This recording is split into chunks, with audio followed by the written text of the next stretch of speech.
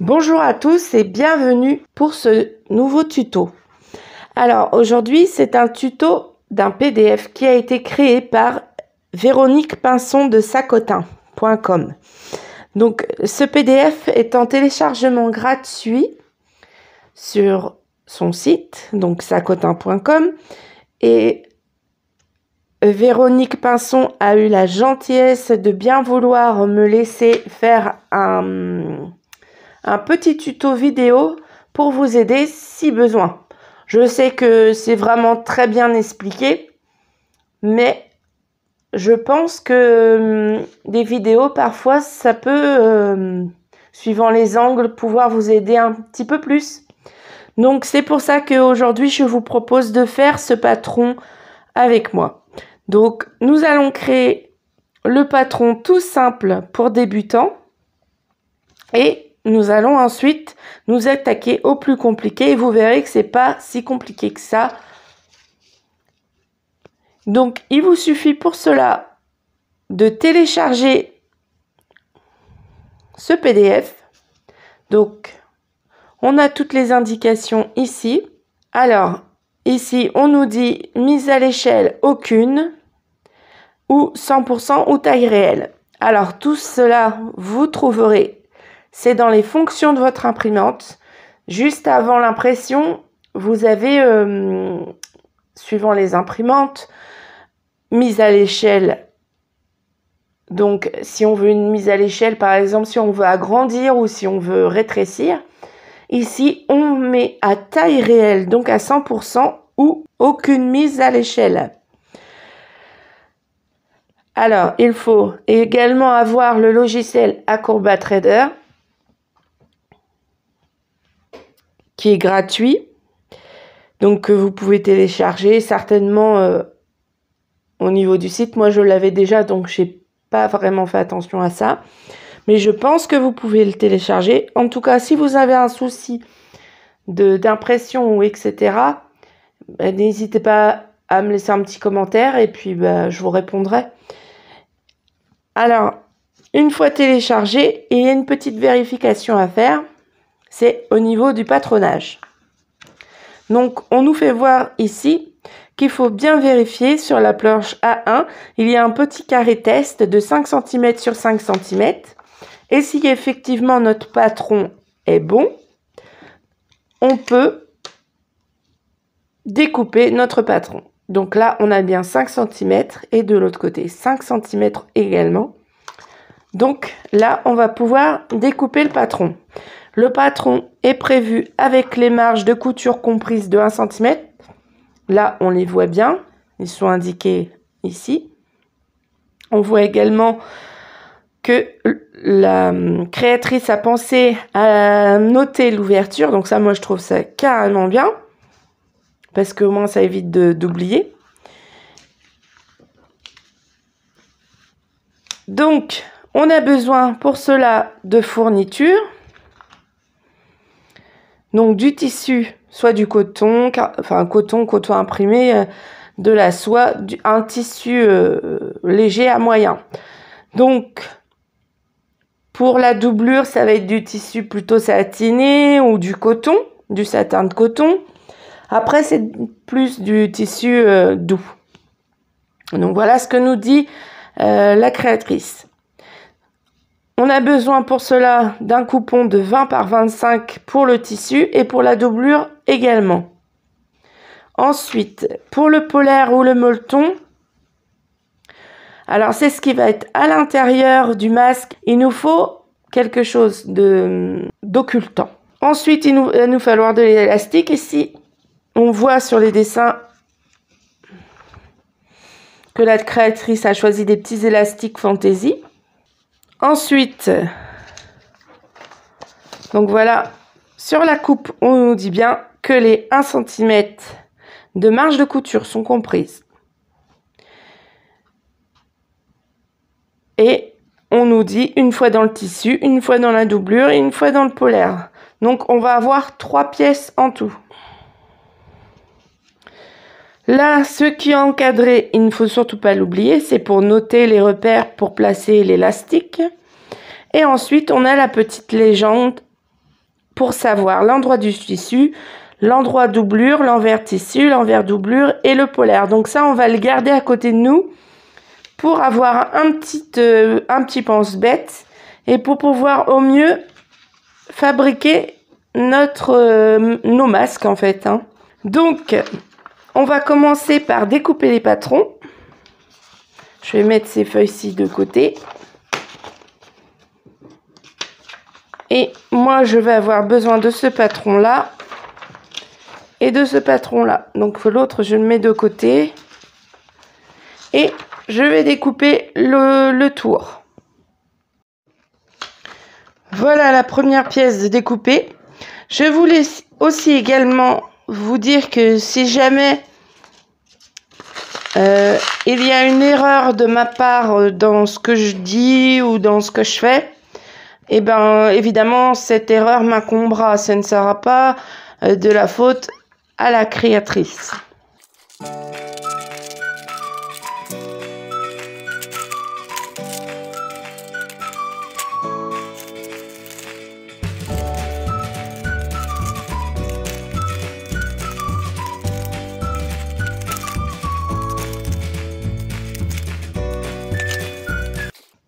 Alors, voilà nos patrons. Il ne nous reste plus maintenant qu'à découper notre tissu. Alors, voilà notre tissu. Donc, on a notre patron ici. On peut voir cette flèche. Cette flèche, cela indique le sens du droit fil. Le sens du droit fil, ça veut dire que vous devez être parallèle à cette ligne. Sur le tissu, en général, le sens du droit fil, c'est le sens où il y a des petits fils comme ça, où il y a un petit liseré. On appelle ça le liseré. Alors, il y a des petits fils comme ça, ou alors vous avez carrément une bande un petit peu différente du tissu. Donc ici, le droit fil, on l'a repéré ici. Sur d'autres tissus comme celui-ci, que je vais prendre pour l'autre patron. Donc ça va être plus difficile parce que là, vous avez du tissu à peu près droit. Seulement là, on voit qu'il est effiloché. Donc ça veut dire qu'il a été coupé au niveau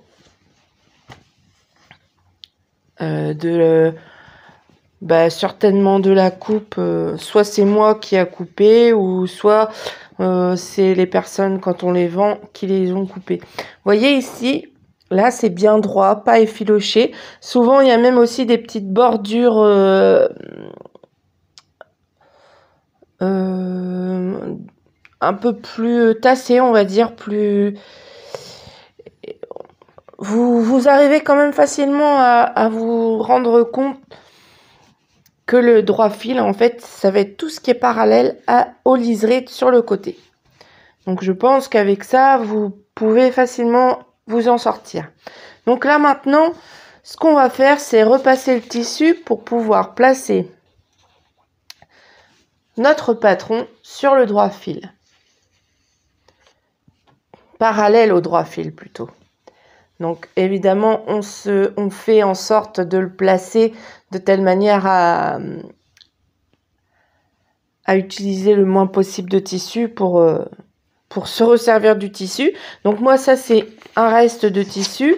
On peut très bien le plier en deux, le mettre bien bord à bord ici, mesurer de là à là pour voir si c'est bien parallèle. Vous voyez, d'ici à ici. De ce point-là à ce point-là, de ce point-là à ce point-là. Comme ça, vous êtes à peu près dans le droit fil.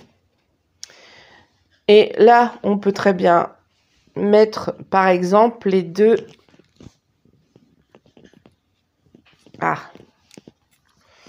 On peut très bien mettre les deux pièces l'une sur l'autre pour pouvoir les couper. Moi, tout d'abord, ce que je vais faire, c'est un petit coup de repassage. Parce que c'est quand même mieux de repasser avant de découper. Normalement, entre chaque étape, c'est un petit coup de repassage.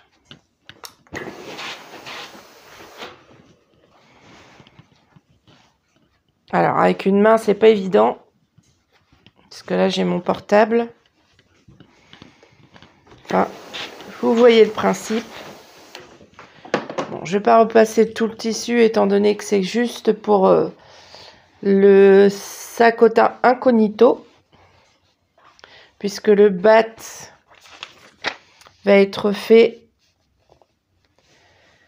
dans une autre matière, noire évidemment. Alors, nous ici, nous allons mettre les deux parties ici bien. On va compter ici. Alors, on va regarder si c'est pareil de chaque côté. Donc là, on sera à peu près correctement placé. Alors là, ici, c'est pas forcément droit. Donc, faites bien attention parce que parfois, les lignes, ça nous embête plus qu'autre chose. Donc ici, je vais tracer... Ah, j'ai un fil. On va regarder ici. Donc, je vais me mettre par rapport à ici parce que là, il y a plein de poils. Ça va pas être... Donc, on va se mettre à la ligne ici.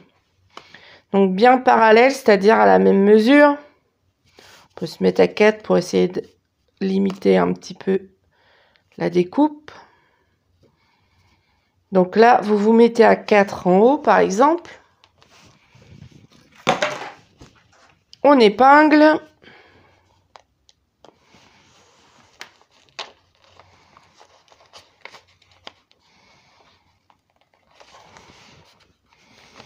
Voilà. Et on fait, regardez, vous voyez, si je le mets comme ça, je suis plus dans le droit fil. Et je risque après, quand je vais coudre ici, de faire une déformation au niveau de la couture. Parce qu'en fait, si vous cousez quelque chose dans le biais, ça se déforme. On l'a vu dans une autre vidéo que je vous mets sur le côté ici.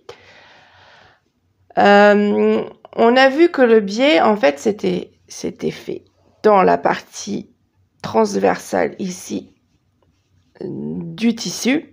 Et si on coud, par exemple, quelque chose comme ça qui doit être cousu dans le droit fil, dans ce sens-là, pour qu'il soit bien et qu'il ne bouge plus, vous allez avoir toute cette partie-là qui va se déformer. Donc, obligatoirement, si vous ne faites pas dans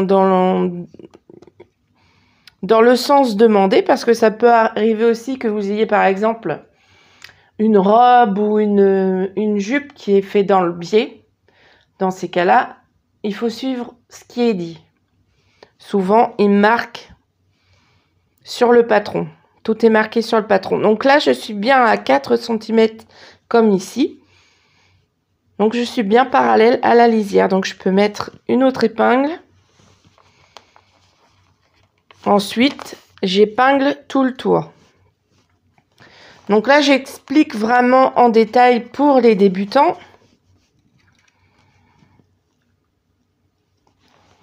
Parce que c'est pas forcément évident de faire quelque chose quand on ne connaît pas du tout la couture.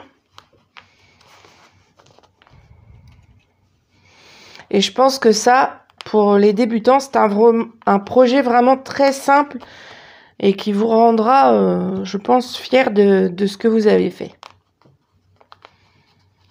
Donc, vous voyez, vous épinglez bien le tour. Ensuite, vous découpez. Alors, vous découpez avec une paire de ciseaux que vous utilisez vraiment spécialement pour le tissu. Surtout, ne prenez pas une paire de ciseaux que vous servez pour le papier parce que elle ne va pas couper assez bien pour le tissu. Il faut vraiment que vous ayez votre paire de ciseaux spécialement réservé pour le tissu. Alors si vous avez des enfants, un mari qui vous pique vos ciseaux, cachez votre paire de ciseaux pour le tissu, pour que personne ne puisse s'en servir pour autre chose.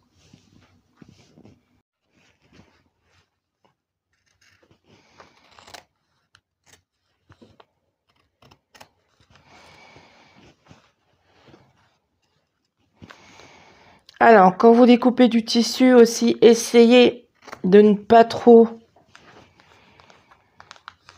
bouger votre tissu, c'est-à-dire ne pas trop le lever, etc. Il faut bien le mettre à plat.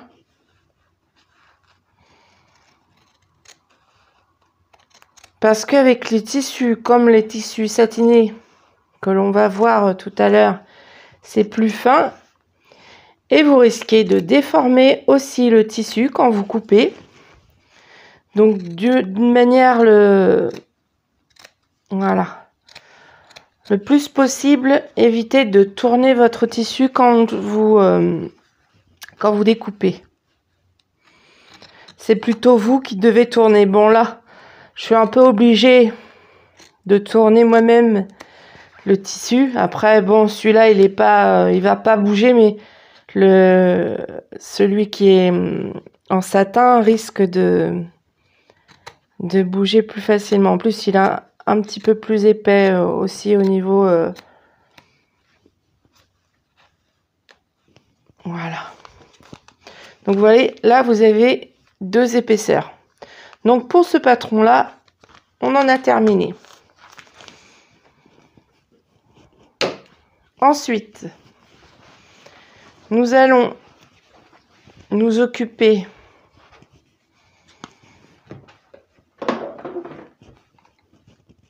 mon fer est un peu...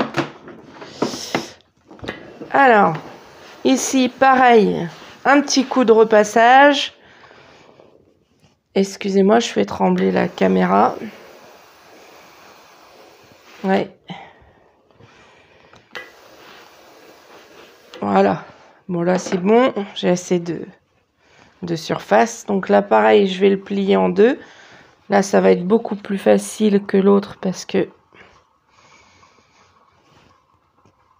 il va être plus droit. Donc, ici, c'est pareil. On a le droit fil d'indiquer ici. Donc, on va se mettre bien parallèle à cette droite ici.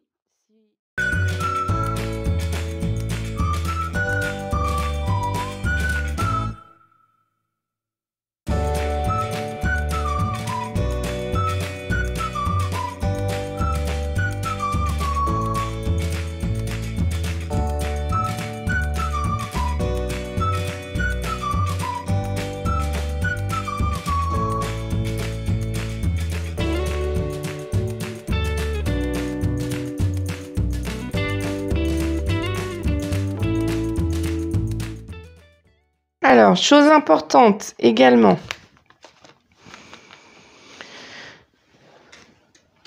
Faites attention, c'est d'être, par exemple, dans ce tissu-là, d'être bien dans le bon sens, en fait. Vous voyez ici, vous avez la petite texture. De l'autre côté, souvent, on a une couleur différente, plus claire. Donc là, vous êtes dans le bon sens. La couleur est légèrement différente. Donc ici, c'est le bon sens. Enfin, c'est le sens de l'endroit du tissu. Donc, repérez bien votre endroit et votre envers. Sur le tissu noir, ça va être le côté brillant. Et le côté mat, ça va être l'envers du tissu. Parce que quand vous allez coudre, vous allez devoir mettre endroit sur endroit pour coudre l'envers tout d'abord et retourner. Donc si vous n'avez pas le sens de votre tissu, donc l'endroit ou l'envers de votre tissu, vous allez dire mince, comment faire? Certains tissus, je vous l'accorde, ont la particularité d'être d'un sens comme de l'autre. ils n'ont pas vraiment d'endroit ni d'envers. Donc ceux-là, il n'y a pas de souci. Souvent, c'est des cotons pas forcément imprimés, mais de couleurs simples, unies. Donc faites attention à votre endroit et votre envers. Voilà. Alors, voilà notre tissu qui va permettre d'occulter la lumière. Donc c'est quand même assez épais. C'est comme qui dirait un espèce de polaire. Donc moi je vais utiliser ça. Alors, il faut que je cherche le sens du fil. Donc j'avais utilisé 50 cm. J'avais pris 50 cm. Donc, vous voyez, le liseré, il est là. Donc mes 50 cm sont bien dans ce sens-là. Donc ça va être, évidemment... Alors, on voit ici que la coupe n'a pas été terriblement bien faite. Vous voyez, c'est là qu'on voit si en magasin, comment ça a été coupé. Hein. Et c'est pas très droit. Hein. Bon, donc ça, c'est pas très grave. Donc on essaie de bien placer notre tissu de manière à ce que ce soit bien droit. Et là, on va utiliser à nouveau notre patron. Ça fera déjà une épaisseur en moins. Et je vais directement partir avec celui-ci.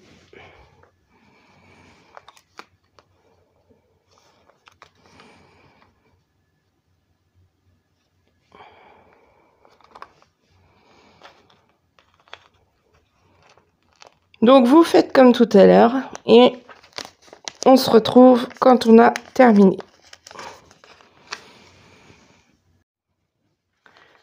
Donc voilà, il ne nous reste plus qu'à découper en détail.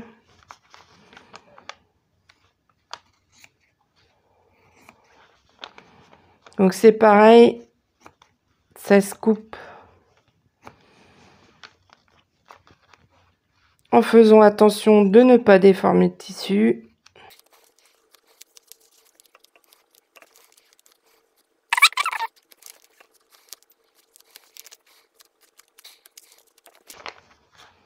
Alors, vous voyez donc celui-là, niveau l'autre morceau là.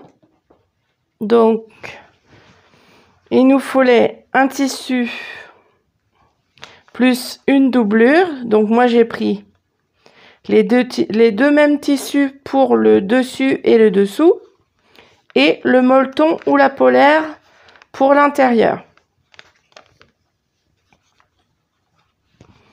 Donc pour celui-là c'est bon et celui-là on n'a plus qu'à finir de découper. Alors voici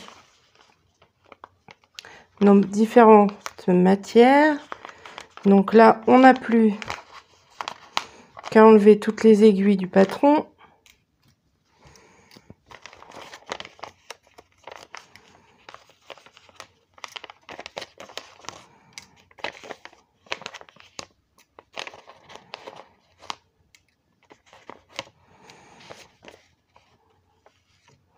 Voilà. Donc vous voyez bien que sur le patron, tout est indiqué. Ce qu'on doit couper. Donc là, c'est en anglais. Donc, un molleton, une doublure, un tissu. Donc ça, on a notre tissu. Donc la suite des instructions, on doit fixer l'élastique.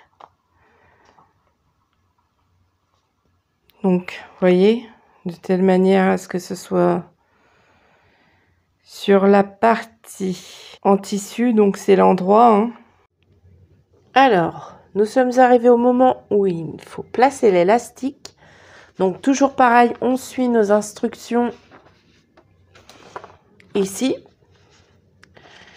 Donc, on nous dit de placer l'élastique de chaque côté. Donc, 35 cm environ pour un adulte.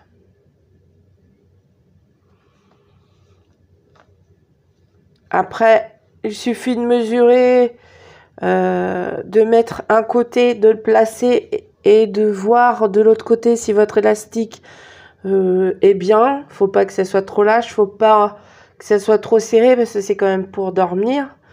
Donc le principal c'est ça. Donc pour un enfant, vous mesurez, vous mettez un côté, attention parce que les épingles, suivant comment elles sont mises, elles peuvent piquer la personne. Donc ça, faites attention. Et ensuite, vous mettez de l'autre côté votre élastique sur l'enfant et vous mesurez en fonction de ceci. Ensuite, eh bien, tout simplement, on nous dit de bâtir, donc de faire un petit, une petite couture sur l'élastique dans la marge de couture en fait. Et ensuite, nous mettrons un trombone pour bien maintenir notre élastique pour pas qu'il se prenne dans les coutures.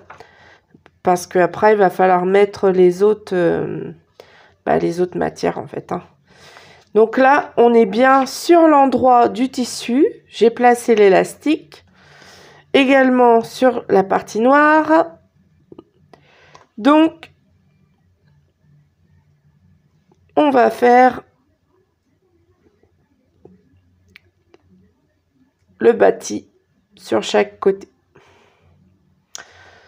On se retrouve après.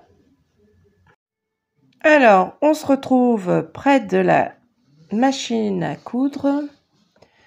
Donc, vous voyez ici le nombre de points. Alors, pour coudre une élastique, on a plusieurs points élastiques pour éviter qu'il ne se casse. Bon, c'est vrai que l'élastique, il n'y a pas énormément de couture à faire. Mais moi, je vais faire un point élastique comme ceci. Alors, si je fais pas voir, voilà, je vais faire le numéro 11. C'est un point zigzag, tout simplement. Donc, je vais régler ma machine sur ce point, le numéro 11. Voilà. Et après, nous n'avons plus qu'à coudre les parties sur l'élastique. Alors, ici, nous allons juste retirer l'épingle pour positionner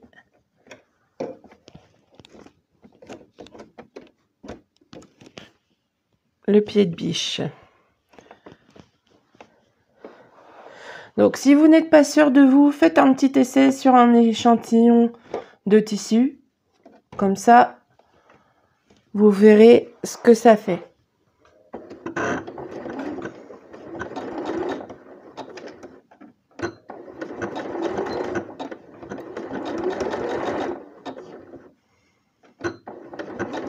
Un petit aller-retour. Voilà. Donc, ce côté-ci, c'est fait. Il ne nous reste plus que l'autre côté.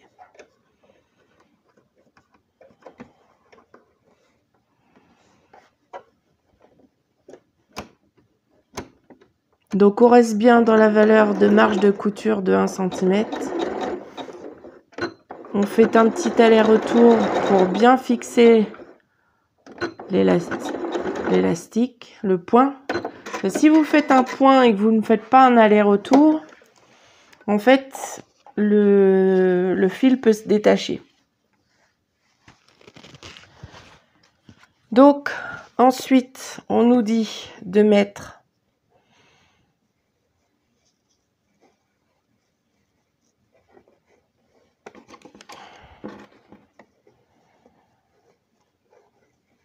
la petite trombone. Voilà, ça va nous aider à tenir tout ça. Ensuite, vous voyez,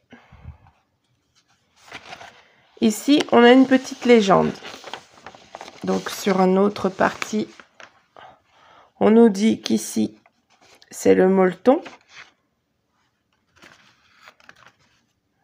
Ici, on a le tissu avec l'endroit.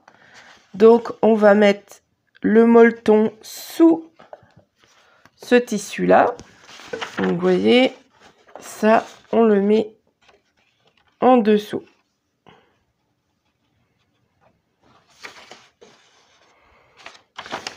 Et ensuite, nous mettons l'envers de la doublure. Alors, ici, une fois qu'on a mis le molleton en dessous, comme indiqué en fait, hein, vous suivez les indications. L'endroit du tissu, c'est celui-ci avec les... l'élastique. Et ensuite, vous avez l'envers de la doublure, c'est-à-dire ce qu'on va avoir autour de notre visage en fait. Donc, il va falloir le mettre en droit. Donc là, on est bien à l'endroit. Il va falloir mettre celui-ci. Donc l'endroit est... On met l'endroit ici.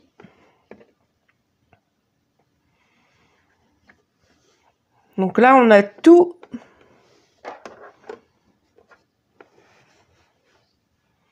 demi. Il nous reste plus qu'à épingler. Et je vais même mettre des petites pinces pour que ce soit plus facile parce qu'il y a quand même de l'épaisseur. Et au moins avec les pinces, ça risque de ne pas bouger. Parce qu'avec les aiguilles, quand on a un petit peu trop d'épaisseur, ce n'est pas facile.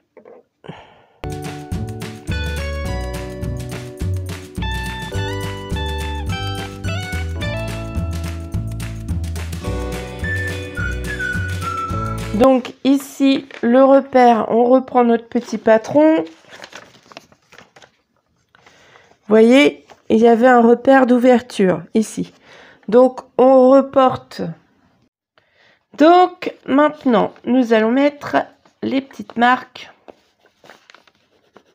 Hein, au crayon papier, c'est très bien. Donc, les marques où nous allons devoir nous arrêter.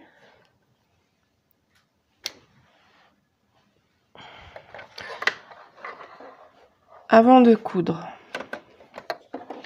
Donc, c'est-à-dire, on va à 1 cm du bord coudre d'ici, faire le tour et s'arrêter avant l'autre marque. Donc, on y va, c'est parti. Donc, on n'oublie pas de se remettre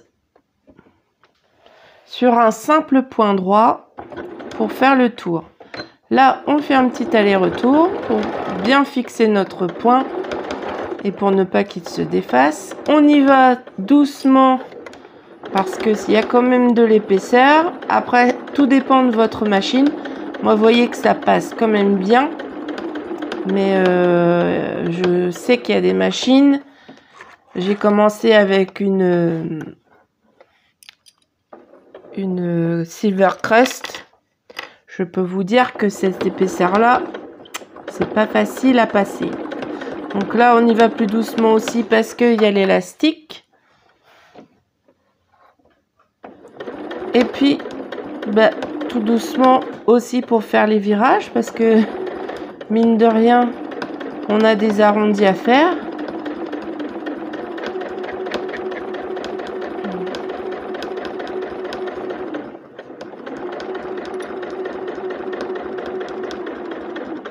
Alors là, à ce coin-là, on va s'arrêter 1 cm plus loin. Voyez, hop, on tourne. Et on continue dans l'autre sens. Oh là, je m'emballe, je m'emballe. Évidemment, je sens pas, j'ai mis des grosses chaussettes avec mes chaussons. Du coup, je sens pas la pédale.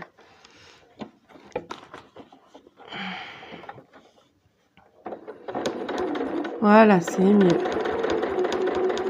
On va éviter de s'emballer trop vite, hein. Sinon, au niveau de l'aiguille, c'est une aiguille de 90. Donc, en général, les aiguilles de machine à coudre, vous trouvez du 70 en standard, hein. Vous trouvez du 70, 80 et 90. Alors, pour les petites épaisseurs, on va utiliser du 70, voire du 80, ça dépend de l'épaisseur. Et la 90, en général, on s'en sert pour le standard, en fait. Hein. C'est celle qu'on se sert le plus souvent. Si après, ça devient vraiment très épais, il existe des aiguilles de 100, 110. 110, on utilise plus pour le cuir. Donc, je me rappelle plus si j'ai fait l'aller-retour. Voilà. Voilà. Donc là, il nous reste plus qu'à retourner tout ça. Donc on retourne ici. Je pense que j'en ai pas laissé assez de... Ah, quoique...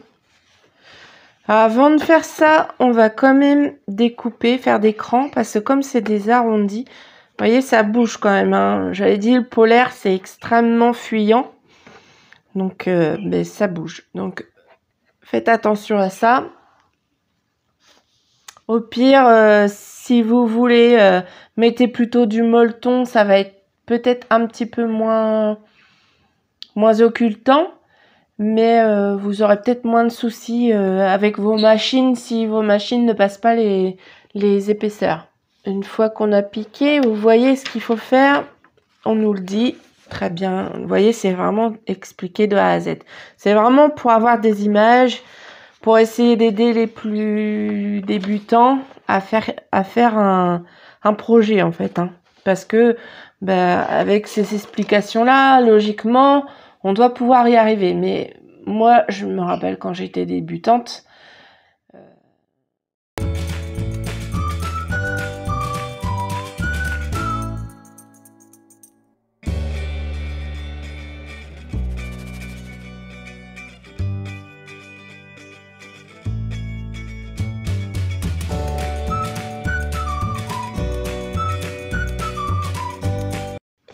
Bon, vous faites ça tout autour. Je vais pas vous faire voir tout, hein, parce que là, ça fait déjà une bonne partie. Là, vous ne crantez pas parce que il va falloir coudre l'ensemble. Donc, sinon, ça va enlever de la matière. Donc, vous crantez jusqu'ici et jusque là. Alors, voilà, moi j'ai cranté tout autour.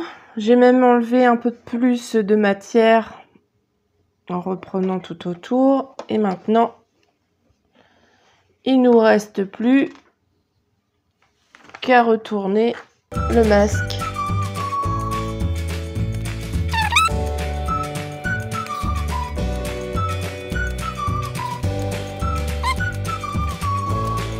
À présent, nous allons nous servir d'une aiguille à tricoter pour bien mettre les coins. Voyez, c'est ce qui va aider à pousser pour bien faire les arrondis, bien déposer les coins,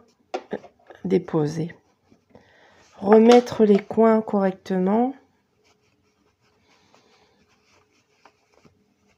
Parce que là, pour l'instant, ça fait pas tout à fait l'effet escompté. Voilà. Bon, alors, c'est pas encore tout à fait ça.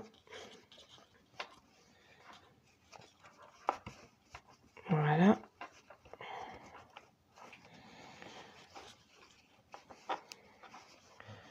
Donc, de ce côté-là, c'est bon. Et donc, il va nous rester à faire la petite couture ici. Donc, le mieux, c'est de la faire à la main.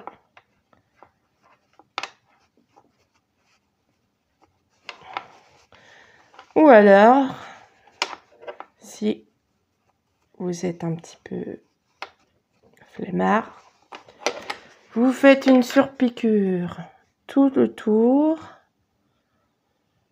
Alors, en faisant attention de ne pas coudre l'élastique. Hein. Mais je vous conseille de repasser un petit peu avant parce que là, c'est pas encore bien net. Avec un petit coup de fer, ce sera bon. Alors, j'ai repassé. Vous voyez, nettement plus plat.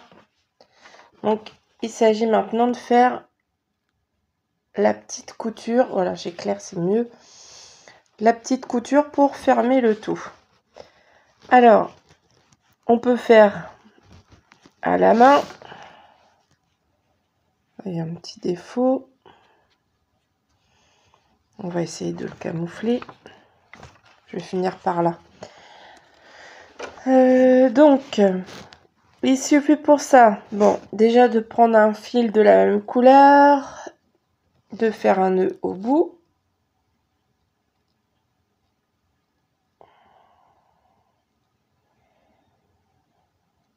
Après, si on le voit bien, on voit pas trop bien, enfin, vous voyez bien, je pense que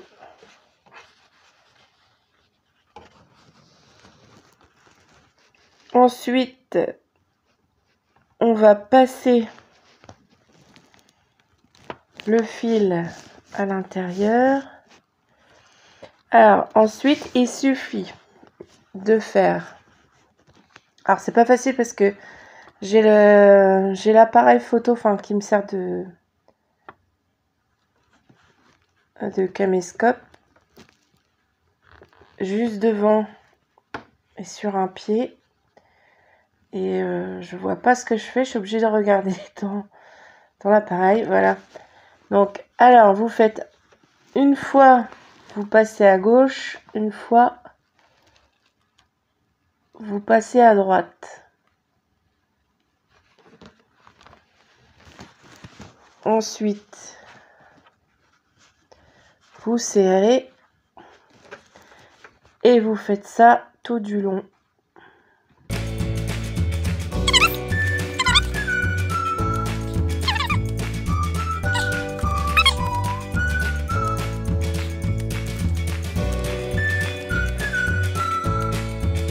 Alors, vous voyez, tout a été rapproché. Je vais essayer de m'approcher aussi. J'ai fait un tout petit point là parce qu'il y avait une espèce de petite déchirure. Alors, je sais pas si c'est moi qui ai fait une bêtise. C'est possible, hein. Il faut savoir réparer. Donc là, j'arrête mon point en faisant un nœud. Même si on veut un double nœud pour être sûr. Et je coupe mon fil.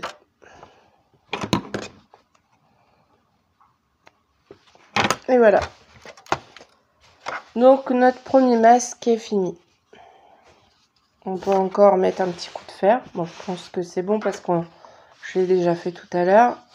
Et maintenant, on va s'attaquer au masque de Bat Incognito. Un petit peu Batman, hein, quand même. Alors, pour le masque de Batman, nous allons faire la même chose. Nous allons fixer l'élastique. Donc, pour ce faire, on prend l'endroit du tissu. On a mis notre élastique comme ceci. On va également mettre une petite trombone pour éviter que ça nous gêne tout à l'heure dans la manipulation. Éviter aussi de coudre l'élastique lorsqu'on va faire tout le tour, hein, parce que là ça va en plus être un peu plus complexe, on va dire. Et voilà. Donc ici, petit point zigzag qu'on n'oubliera pas de changer tout à l'heure avant de monter l'ensemble.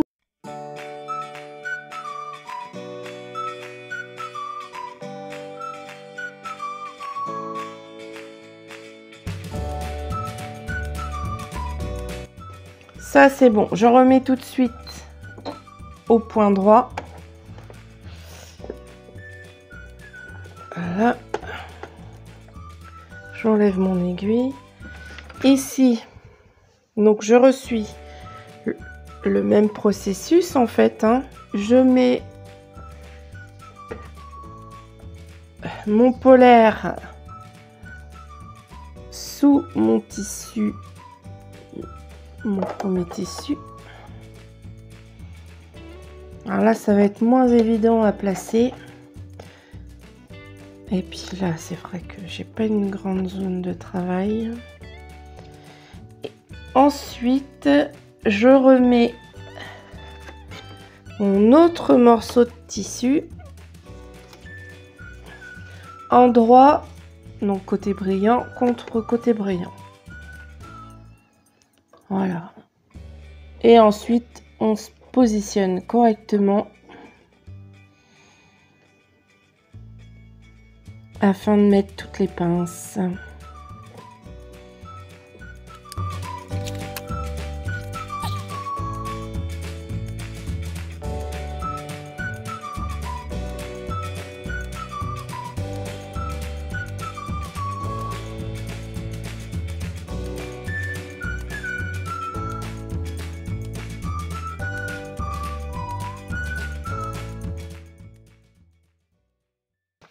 Donc ici, la marge, on la fait sur le côté.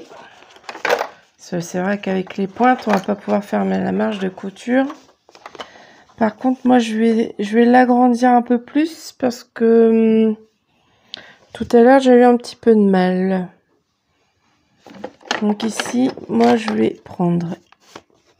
Alors, forcément, ça se trouve sur la pince. Voilà. Et je vais prendre un tout petit peu plus. Voilà. Donc là, je prends du blanc, forcément. Hein. Et on va démarrer ici. Donc, je suis bien au point. Non, c'est pas ce trait-là qu'il faut que je démarre. C'est comme ça qu'on fait des bêtises. Donc, on démarre à l'autre trait, ici. Et on s'arrêtera à la fin, à l'autre marque. Donc, on va faire tout le tour. Alors, là, c'est ce qui va être le plus difficile pour les débutants. Même pour moi, hein, je peux très bien me planter. Mais on va y aller doucement. Hein. Un petit retour et on est parti. On va pas y aller trop vite parce qu'il y a quand même beaucoup de...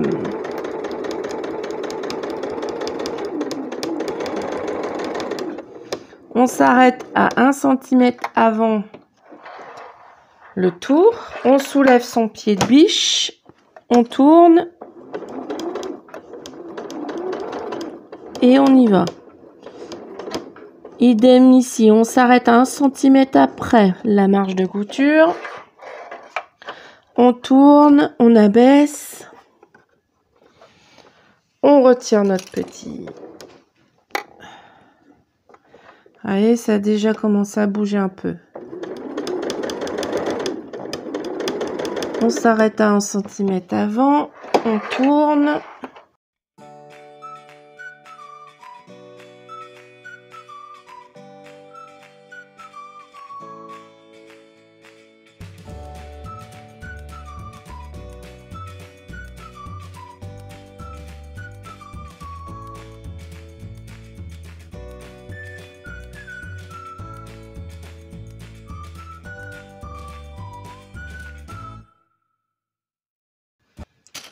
Alors, vous voyez ce que ça fait? Ça a quand même le plus bougé, c'est ici. Hein. Mais ça, c'est pas grave. On va découper et puis ça se verra plus. Alors, ici, on a beaucoup de découpes à faire. Surtout au niveau des pointes. Pour pouvoir bien faire ressortir toutes ces pointes-là lorsqu'on va le retourner. Voilà, je vais avoir plus de place en fait pour vous montrer ici le petit schéma pour la découpe du masque en fait. Du masque, oui c'est ça, du masque. Je dis pas de bêtises. Donc vous voyez, tout ce qui a été en bleu, c'est la zone à dégarnir. Donc il faut bien enlever toute la matière pour qu'en fait quand on va retourner notre ouvrage, et on puisse faire les petits angles ici, parce qu'ils sont quand même bien pointus. Donc ici, je vais couper. Alors attention de ne pas couper la couture, hein. Donc on tourne juste autour.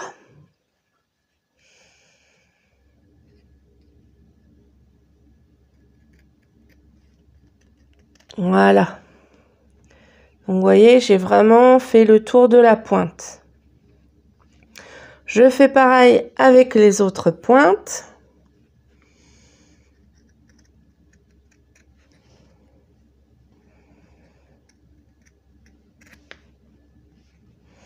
Là, on coupe jusqu'au plus qu'on peut aller en fait, hein. On va même enlever la surépaisseur. Comme ça, on est tranquille.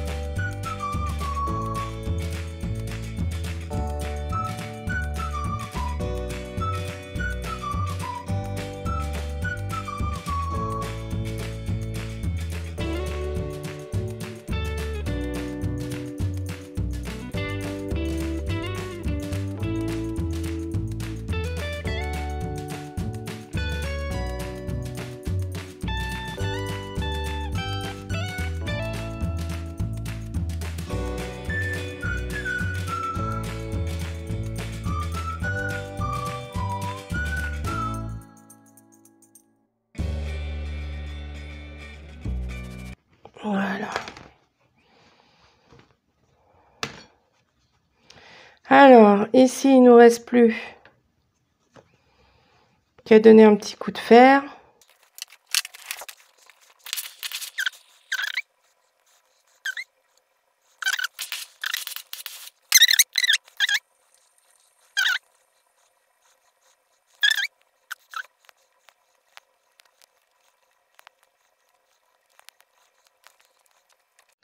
Alors ici, nous allons faire notre petite couture à la main. Exactement la même chose que l'autre. Donc je vous fais pas voir, hein, c'est pareil. Donc il suffit de coudre d'un côté à l'autre jusqu'ici. Alors voici les résultats. Donc vous voyez qu'il y a un masque incognito et le bat incognito qui font vraiment sympa. Si vous voulez aller voir le site de Véronique Pinson, c'est sur sacotin.com. Les patrons incognito, donc les 3 versions sont gratuites dans le même patron. Et n'hésitez pas à aller voir ces autres patrons parce qu'ils sont vraiment sympas. Et aussi, pensez à vous abonner, c'est gratuit, entièrement gratuit. Parce que je pense que certaines personnes, l'idée de s'abonner c'est payant. Mais non, sur YouTube c'est gratuit et ça aide les créateurs de vidéos. Donc n'hésitez pas à vous abonner, à mettre un petit pouce j'aime qui est totalement gratuit aussi et qui peut m'aider beaucoup dans la suite. Et pour avoir toutes les vidéos, les prochaines vidéos, vous n'avez juste qu'à activer la cloche de notification avec les 2 petits traits dessus pour recevoir toutes les vidéos. Donc merci de faire tout ça et je vous dis à bientôt pour une prochaine vidéo.